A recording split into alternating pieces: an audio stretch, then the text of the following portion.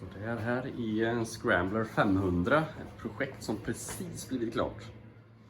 Jag vet ju att SR500 och 400 är ganska vanligt. En stor community på både YouTube och i olika forum, speciellt tyskar. Så jag tänkte jag ska ge tillbaka lite inspiration. Jag har tagit en hel del både från forum och YouTube, så att ni som inte kan svenska kan ju slå på caps, så får ni se vad vi snackar om. Denna varianten är en SR500 från 1980. Och tanken med den var väl egentligen att behålla retrostuket. Tagit ganska mycket inspiration från XT500 som kanske inte är så svårt att se. Det är väl egentligen offroad-varianten utav SR500. Samma motor och mycket likheter i övrigt. Tanken var också att göra den åkbar på både grus och skogsstigar. Och med det då fick man höja markfrigången ganska rejält. Så att fjäderbenet fram är förhöjt 7 cm vill jag minnas att det var. Och bak till har vi höjt 4,5 cm, så att det är rätt bra mycket högre markfrigång nu än vad det var original. Det är ju en stadshoj egentligen, så att det var inte mycket till markfrigång där. Och på tal om skogsstigar och grusväg så satte vi på samma gång även dit en hasplåt för att skydda tråget om man skulle gå på några större stenar eller stockar. Klassiska retro Scrambler stänkskärmar, båda två är från LSL, tysk aluminium, både fram och bak. Bak fick den ju kapas till och moddas ganska rejält för att funka och sättas i ramen. Och ramen har kapats av, det kan man ju se där. Kapades ramen av, byggdes på med lite olika moduler för att den skulle hålla lite stadga då. Sen har vi avgassystemet, även där. Den är direkt från en Yamaha XT500. Tanken från början var väl egentligen att ha avgasröret likt hur Autofabrica, om ni har sett dem. De har ju rören som går upp precis och tangerar linjen hela vägen bak. Vilket är riktigt snyggt. Men det gick inte att lösa. Dels för att röret kom alldeles för långt ut. Så när man körde så fick man 3:e gradens brännskador på vaderna. Vilket kanske inte är optimalt. Så om ni ser på det här röret så är det en liten knix precis här. Och där ligger ju benet. Och då slipper man ju bli brännskadad varje gång man kör hoj, vilket kanske är nice. Men linjen blir ju lite förstörd på grund av det, men det blev ändå helt okej. Det blev en ganska rak linje hela vägen från motorn och bak. Själva ljuddämparen är en Bruiser, universal ljuddämpare. Med en DB-killer. Själva sadeln som sitter på är en C-Racer Scram Saddle. Som vi fick moddat lite grann för att det skulle passa. Så det sitter 2 klyker in under tanken. Ganska långt in. Där sitter det 2 klyker som man kan se. Där kan man se. Där sitter en klyka, man ser inte så bra kanske, men som håller fast sadeln i sidled. Där sitter det en bult där. Så vi är genomgående då, som håller sadeln på plats. Tanken är lackad i en Candy Red, Apple Candy Red till och med tror jag den heter. Den är väl ganska så lik en utav färgkoderna som fanns på SR500. Riktigt bra färgval faktiskt. Sen har vi belysningen. Fram sitter en Bates, klassisk retrostuk. Sen har vi mini-blinkers i LED. Små smidiga, syns inte när de inte behövs, vilket är perfekt. Kan ju slå på tändningen. Bak till sitter det så kallade 3-in-1. Istället för att ha en stor ful baklampa som förstör mycket av Scrambler-looken så valdes dessa i inbyggt bakljus, bromsljus och blinkers i samma enhet.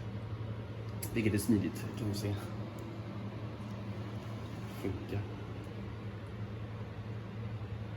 Inte dumt. Det här är då ingen chock utan det är en D-comp. Den sitter ju egentligen här original, en stor extra handtag, men det är inte så snyggt. Och D-compen är väl rätt bra att ha om motorn är varm och man ska försöka kicka igång den, så kan det vara bra att behöva dra i den.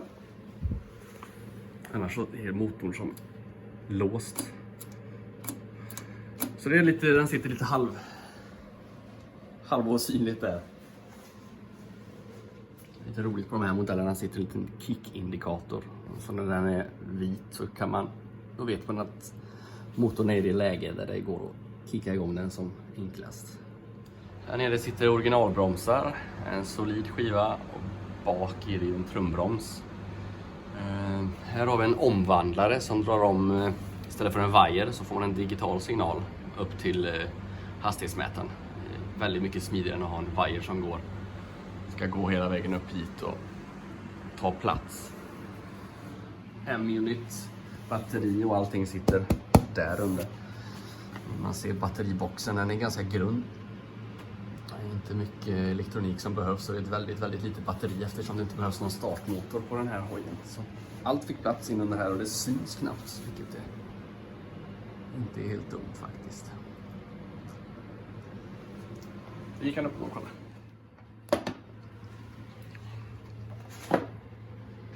Då har vi all elektronik. Det är rätt så knökat här. Ganska enkelt egentligen, en liten M-unit. Sitter in under alla kablar här. Otroligt smidig liten grej. Här har ni alla outputs.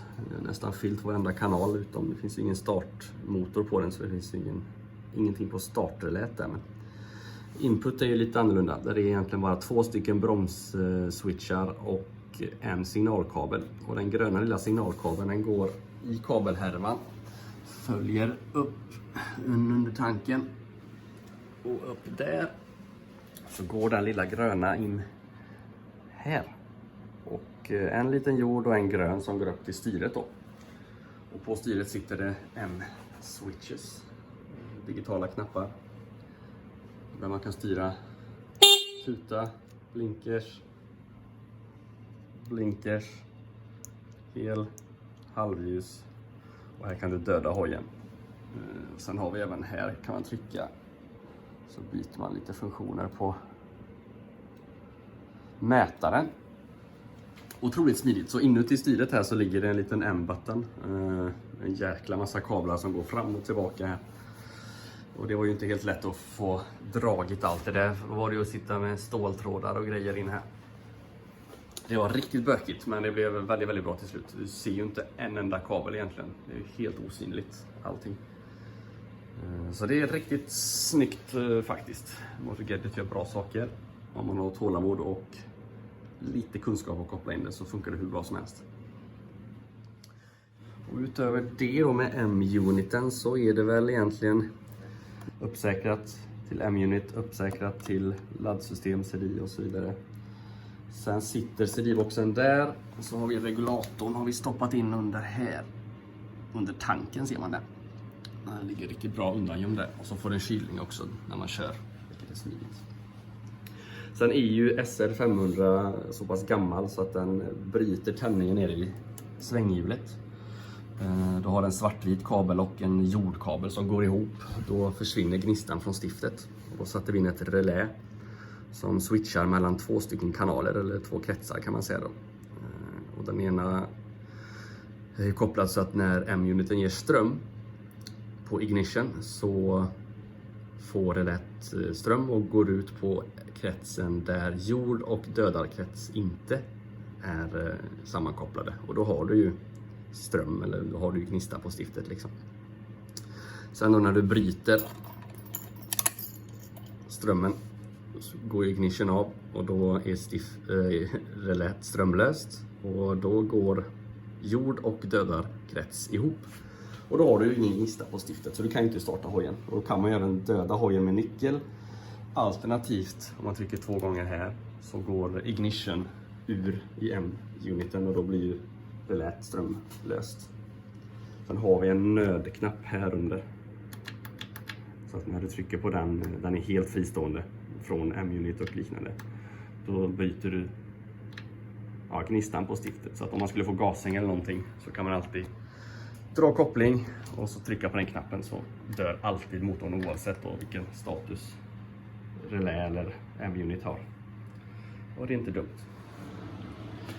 Så då, det var nog allt tror jag. Säkert missat 100 olika detaljer men det här är väl det övergripande i alla fall.